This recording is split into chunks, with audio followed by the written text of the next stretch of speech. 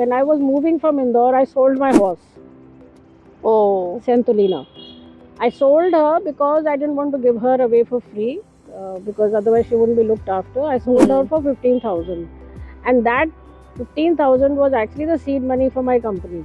So she's actually one of the shareholders of the company. Though of course she passed away after 2 years. ये वो time था जब organic agriculture भी कोई popular नहीं हुआ था ना. I am talking about 95 96. World over में तो इसकी बातें हो रही थी लाइक इंडिया में, लेकिन it was too new a subject. लेकिन क्योंकि मैं इंदौर में थी उन दिनों, एंड हम लोग महाराष्ट्र में ये खबरें तो सुनते थे कि आत्महत्याएं हो रही है किसानों की. वो तो 99 2000 से शुरू हो गया था विदर्भ में, किसान आत्महत्या कर रहे हैं. क्यों कर रहे हैं? क्योंकि पेस्टिसाइड बहुत ज़्यादा यूज़ हो रहा है, उनकी खेती खराब हो रही है, सॉइल की फर्टिलिटी हमारी खत्म होती जा रही है. और dead, the soil is becoming dead and dead per day.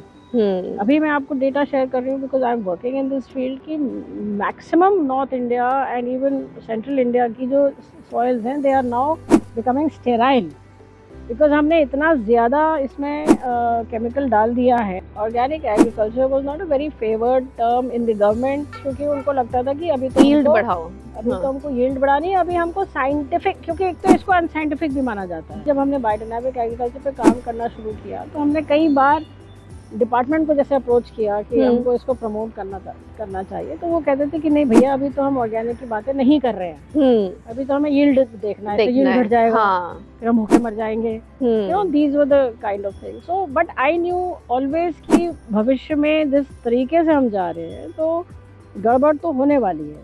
जय Hind everyone. Today I am at a beautiful place जहाँ पे कि हवा में ही मुझे ऑर्गेनिक फील आ रही है. आइए आपको लेके चलती हूँ मैं. This is a place called Thor. This place has a cafe और यहाँ पे कुछ भी आप जो लोगे इज ऑर्गेनिक. ऑर्गेनिक जब मैं कहती हूँ I really mean it, because जो ओनर हैं वो इसको प्रोड्यूस जहाँ पे हो रहा है is her own farmhouse. She's connected to the farmers and then getting the stuff here. तो यहाँ पे उनका कैफे है जिसमें सारा ऑर्गेनिक फूड है. And then there is a hoe shop. अभी अभी मुझे कुछ बातें उनसे करते हुए पता चलेंगी, चीज़ें जो उन्होंने फ़ोन पे मुझे बताई थी कि होए जो है उसको actually yes is the word. होए का मीनिंग यस है कुमाऊनी में, तो उसी के बेसिस पे उनकी ये शॉप है. And there are many other shops also. So she is trying to promote organic food, style of living, everything here at this place. And we will be meeting her अभी जल्दी से और उनसे बातचीत करेंगे और पता चलेगा इस जगह के बारे में और ज़्यादा. तो आइए let's meet her. So literally जिसको कहते हैं ना कि पहाड़ों से और खेतों से लेके आप जो है वो प्रोड्यूस अपना लोगों की प्लेट्स तक ले आए हो. और अगर बात करें इसको एक सपने की तरह शुरू करने की या इसके बारे में सोचने की, तो जब आपसे पहले भी बात हो रही थी तो ऐसे लग रहा था जैसे बचपन से ही you just were into nature, उसी के साथ ही रहना है, और करते करते कैसे ये आपके जीवन का एक पूरा हिस्सा बन गया. इसके बारे में अगर आप कुछ बताएं. Yeah. So thank you Shweta for having me here. मैं अगर अपनी सबसे पुरानी मेमोरीज को ट्रेस बैक करूँ तो I remember that I was the happiest with nature in area of even with the farms. And I remember when I was I think class 3 और 4, तो मट्टी को खोदना और खोदने में जो वो एक फ्रेगनेंस आती है मट्टी की ना, सोंधी smell. Now I know the name much later. I don't know, I used to be very attracted to that. Now, whatever it was, I don't know. But तो मट्टी के साथ एक association, and now if you look at it कि what is, and then of course after so many years of studying and being a part of organic agriculture, now one can understand that the human being is actually very much a part of nature. वो हमने अपने intellect से या अपने way of occupation से हमने अपने आप को अलग कर लिया, but actually we are nothing but हमारे में वही कंपोनेंट्स हैं जो नेचर में है, वो जो मट्टी में है. The other thing I think was that I am an animal lover, and particularly horses के साथ, घोड़ों के साथ मेरा एक बहुत लंबा association रहा है. And I have been also riding horses. I've been into competitive riding. So I think this is how I understood myself, that I will always be happy here only, or rather I'll be very unhappy if I'm not in nature. Okay. So I think so that was a very important part of my life, which shaped me or molded me or helped me to choose what I was to do with myself. And to do with yourself, I mean, we are talking about something like 3 decades back. We are talking about, Yes. if we look at it now, time Yes. Frame Yes. में अगर डालें इस Yes. चीज को, Yes. उस समय शायद इतना लोगों ने नहीं सोचा होगा कि इतने समय बाद जो है वो हम अपनी खाने की प्लेट में देख के सोचेंगे कि इसमें कितना जहर मिला हुआ है, चाहे वो ग्रीन्स ही हैं पर उसके ऊपर किस तरह के केमिकल्स डले हुए हैं. पर आज people are very aware and Yeah. people really want to make this shift. Yeah. And आपने इस चीज को तब से सोच लिया था, या वो आपका स्टाइल ऑफ लिविंग था जो कि धीरे धीरे धीरे धीरे आपको रियलाइज हुआ कि is turning into you into an entrepreneur? How did it happen? Yeah. Very interesting actually, and I also look back at how did it happen. In fact, एक biographical work है भी, which was to do with my work. तो उसमें भी बोलते बोलते ये बात सामने आई that it was probably something which had to happen in my destiny.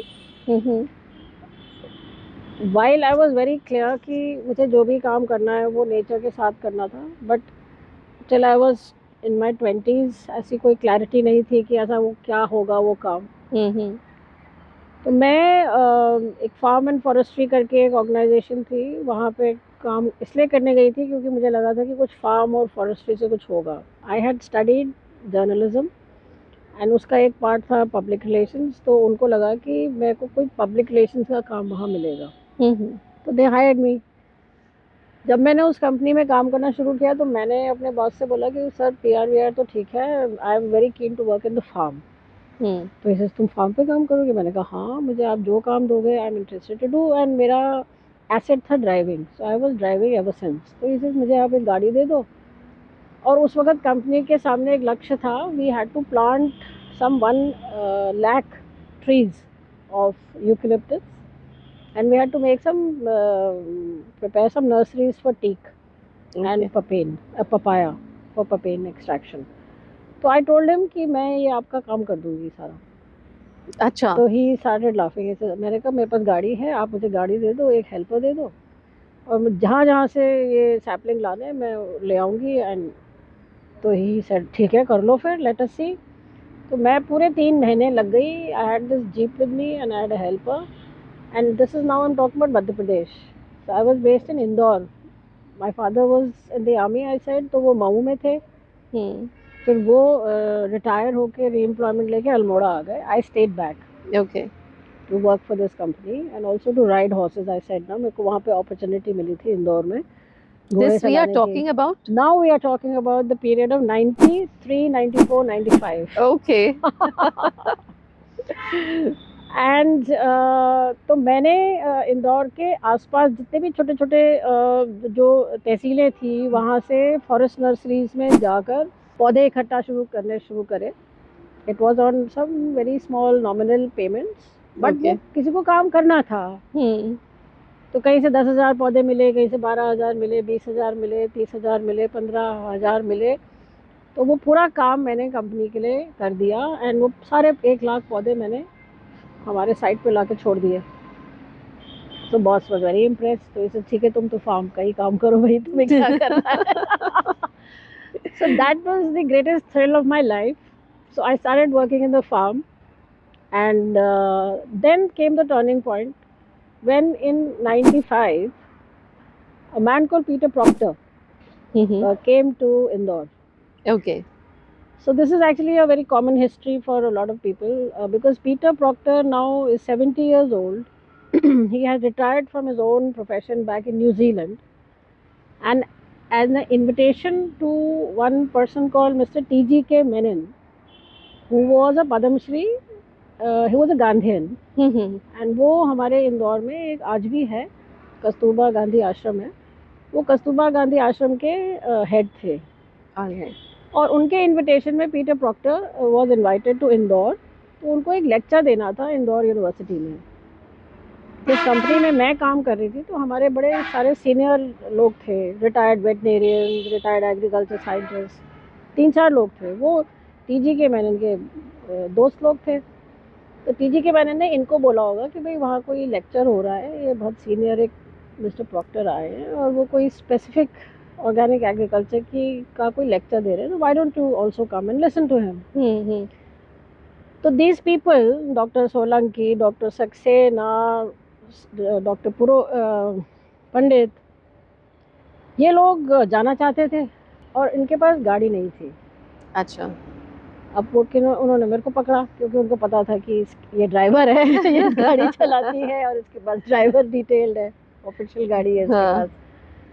So they said, they used to call me baby because I was, 24, 25 and these guys were retired already. ये 65-70 में चल रहे, 60-65 जो में चल रहे थे। तो they said, baby, हमको भाई वहाँ जाना है, तुम भी चलो। मैंने कहा मुझे नहीं जाना है, अब मुझे कुछ काम करना है। they said, नहीं चलो भाई। Then I realized कि they need a driver, तो मैंने कहा अच्छा चलो। तो मैंने सबको बिठा के वहाँ ले गई।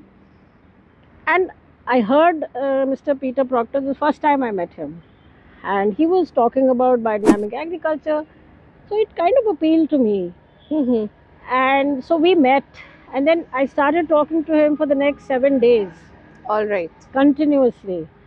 And he was telling me about biodynamic agriculture, and I was listening to him, and I knew that I have found my ikigai. Whatever. It was a watershed moment for me, and I said, I have found what I was probably looking for. So this is all destiny. Now, interestingly, Peter Proctor came to give a lecture in the Indore University, जहाँ पे 70 साल पहले the father of organic agriculture, Sri Albert Howard, who is recognized as the father of agriculture in the world, was a British guy, was also living in the same university in 1920s. Oh. And he made the first compost in the world called the Indore method of composting, जिसको देखने महात्मा गांधी भी आए हुए थे. This is now in 1920s, 26, we are talking, 27. Okay. अब ठीक 70 साल बाद Mr. Peter Proctor comes, lives in the same place, in the same university, and gives a lecture on biodynamic agriculture. And I come and meet him, and he sort of, sows this seed of interest in my mind, and I know that this is what I have to do for the rest of my life. So I started learning from him. He became my teacher. I was not from an agriculture background, so I knew I had to brush up the basics. Agriculture समझनी थी, सीखनी थी, चाहे उसकी वो chemistry थी या there's a lot of chemistry actually and geology, some part of geology. So he became a teacher. Then I motivated my boss that why don't we hire Mr. Proctor as our consultant and do some work in BD agriculture in our company, with the farmers. क्योंकि मैंने कहा हम ये सब तो कर ही रहे हैं, प्लांटेशंस कर रहे हैं, पपाया उगा रहे हैं, ये एक एग्रीकल्चर सिस्टम्स का एक पार्ट है, तो इसमें भी क्यों नहीं हम जाते हैं. So my boss agreed. तो 3 साल के लिए फिर हमने कंसल्टेंसी करी, 2-2.5 साल चली बल्कि. So Peter Proctor used to come from New Zealand to the company, and I was his student. He was consultant to the company, but my teacher. Okay. And I learned from him. And after some time, after 2 years, I realized कि ये सारी चीज़ें मैं अब करूँगी तो इस company में तो मैं नहीं करूँगी because I'm working here. तब तक I realized that back home we have an ancestral orchard, which I used to love. So now, as a flashback, I'm going. मेरे grandfather was an avid. He was a businessman. Nainital में उनका business था. But actually, he was a man who also loved to farm. और उन्होंने जो बगीचा लगाया 1940 में, वो उनका पैशन था. और मैं बहुत छोटी थी, तीसरी चौथी पांचवी क्लास में, जब हम लोग छुट्टियां के लिए हम नैनीताल आते थे तो हमेशा मैं अपने ग्रैंडफादर को कहती थी कि बाबूजी बगीचे कब जाएंगे, बगीचे कब जाएंगे। तो ही से नहीं जाएंगे जाएंगे, तो मैं हमेशा उनकी बंदूक लेके चलती थी। एंड आई रिमेम्बर जब मैं तीसरी चौथी क्लास में थी तो मैं जब बगीचे जाती थी तो वहाँ पे जो वर्कर्स के जो बच्चे थे ना मेरे एज के, तो उनसे कहती थी कि तुम लोग कहीं मत जाना, मैं यहाँ वापस आऊंगी। Oh my God. This is also something which is there. And so I just recall all of these things now. I must have been Right. 10, 11, 12 years perhaps. And I used to tell those kids कि तुम लोग कहीं मत जाना, मैं यहाँ वापस आऊंगी। क्यों, कैसे आऊंगी, कब आऊंगी, उसका कोई आता पता नहीं है, but now I remember all of that. So in 98 I decided to move from Indore to the Orchard. Okay. I told my parents कि मैं आ रही हूँ। They said भाई देख लो, तुम्हें क्या करना है पता है, वो है। ऐसे कोई चिंता नहीं, मैं कुछ करूँगी। So we and my dog and my whole whatever luggage I had, I moved into the farm basically, and I started my company Okay. called Super Biotech, which has been registered in 99. And another interesting thing is that when I was moving from Indore, I sold my horse, Oh. Santolina. I sold her because I didn't want to give her away for free, because otherwise she wouldn't be looked after. I sold her for 15,000, and that 15,000 was actually the seed money for my company. Mm-hmm. So she's actually one of the shareholders of the company, though of course she passed away after 2 years. So this is how I started. So this has been gifted to you by her. I kind of, yes. Yeah. And yeah, so that was I was very sad to leave her because she was too big. वो पहाड़ों में नहीं survive कर पाती. She was a very large horse. So that's the story. And then I started this company, and I lived on the farm for 3 years. And तो ये जो system है biodynamic agriculture, what is it that appealed so much to me is something perhaps you would want to know, is कि इसमें ये वो time था जब ऑर्गेनिक एग्रीकल्चर भी कोई पॉपुलर नहीं हुआ था ना। I am talking about 95 96। World over में तो इसकी बातें हो रही थी लाइक इंडिया में, लेकिन it was too new a subject. लेकिन क्योंकि मैं इंदौर में थी उन दिनों, एंड हम लोग महाराष्ट्र में ये खबरें तो सुनते थे कि आत्महत्याएं हो रही है किसानों की, वो तो 99 2000 से शुरू हो गया था विदर्भ में किसान आत्महत्या कर रहे हैं। क्यों कर रहे हैं? क्योंकि पेस्टिसाइड बहुत ज़्यादा यूज़ हो रहा है, उनकी खेती ख़राब हो रही है। इफ़ यू रिमेंबर 99 में ही कोझिकोडे में कैशू प्लांटेशंस में इंडोसल्फान के स्प्रेज की वजह से ब्लू बेबीज पैदा हो रहे थे। Wouldn't have known that, but it was reported कि कोझिकोडे में सरकारी कैशू प्लांटेशंस हैं बहुत सारी। ओके। तो कैशू प्लांटेशंस में इंडोसल्फान की स्प्रे होती है कीड़ों के लिए। तो वो पूरे गांव के गांव में बच्चे जो हैं वो टेढ़े बेढ़े पैदा हो रहे थे, known as blue babies. तो उस साल से endosulfan was banned in India. Okay. उसके पहले sulphur based pesticides, mercury based pesticides खुलेआम यूज़ होते थे। So these are the things कि थोड़ा थोड़ा इंडिया के अंदर ये बातें आने लग गई थी, दो इन पॉकेट्स, कि केमिकल स्प्रेइंग हो रही है और ये हमारे खाद्य सब्जियों में, हमारे फलों में इसका अवशेष आ रहा है। लेकिन ऑर्गेनिक के बारे में फिर भी उतनी कोई बातें नहीं होती थी, because we were in a very different mode, transitory mode of agriculture ना। हमने ग्रीन रेवोल्यूशन 60s में स्टार्ट हुई, उसके फल में हम 80-90 तक हम उसी में ही हम लोग उत्साहित थे कि भाई हम इतना अनाज पैदा कर रहे हैं, इतना हमारे लिए अच्छी बात है। सीड्स वाला पूरा तो उनका उसी चलता में गया। ही वो होते, तो अभी ऑर्गेनिक की तो कोई बात ही नहीं कर रहा था। और ऑर्गेनिक के पीछे लोगों में जो धारणा थी कि इससे यील्ड गिर जाती है, तो उस तरह तो देखो ही मत अभी आप। पर आप जो ये बात कह रहे हो ना कि यील्ड गिर जाती है, फिर भी हमने जो देखा पंजाब के भी तरफ अगर आप जाओ या कहीं भी अगर आप किसानों को देखो जो कि प्रोड्यूस सेल कर रहे हैं, उनका ये ज़रूर रहता था कि ये हमारा सेलिंग वाला खेती है और ये हमारा घर वाला खेती है, बिल्कुल, जिसमें वो कुछ नहीं डालते थे। वहाँ वो ऑर्गेनिक फार्मिंग चल रही थी। ऑर्गेनिक टर्म हम अब यूज़ करने लग गए, समझने लग गए। तो ये डिफरेंस उनको भी शायद पता था। बिल्कुल सही कह रहे हो। पंजाब जैसे फार्म एरिया में जहाँ पे बहुत ज़्यादा अत्यधिक केमिकल का यूज होता है और उसके परिणाम हमारे सामने हैं, cancer train, you all know about it. Yes. लेकिन उस टाइम पर organic agriculture was not a very favoured term in the government, among the ministries, the Yes. Departments, क्योंकि उनको लगता था कि अभी तो यील्ड हमको बढ़ाओ। अभी हाँ। तो हमको यील्ड बढ़ानी है, अभी हमको साइंटिफिक, क्योंकि एक तो इसको अनसाइंटिफिक भी माना जाता है ऑर्गेनिक को। तो मैं बताऊंगी कैसे कैसे ये बातें आई। तो बल्कि 95, 96, 97, 98 में भी जब हमने बायोडायनामिक एग्रीकल्चर पे काम करना शुरू किया तो हमने कई बार डिपार्टमेंट को जैसे अप्रोच किया कि हमको इसको प्रमोट करना चाहिए, तो वो कहते थे कि नहीं भैया, अभी तो हम ऑर्गेनिक की बातें नहीं कर रहे हैं, अभी तो हमें यील्ड देखना है, यील्ड घट जाएगा, फिर हम भूखे मर जाएंगे, you know, these were the kind of thing. So but I knew always कि भविष्य में जिस तरीके से हम जा रहे हैं तो गड़बड़ तो होने वाली है। रेसिड्यू आ रहा है, लोग बीमार हो रहे हैं, ये तो क्लियर था कि हर तरह की डिजीजेस हमारे उसमें आएंगी फार्मर। उसके अलावा जो एक बहुत बड़ा एक इशू है जिसपे अब लोग बात कर रहे हैं कि जो सॉइल की फर्टिलिटी हमारी खत्म होती जा रही है और dead, the soil is becoming dead and dead per day.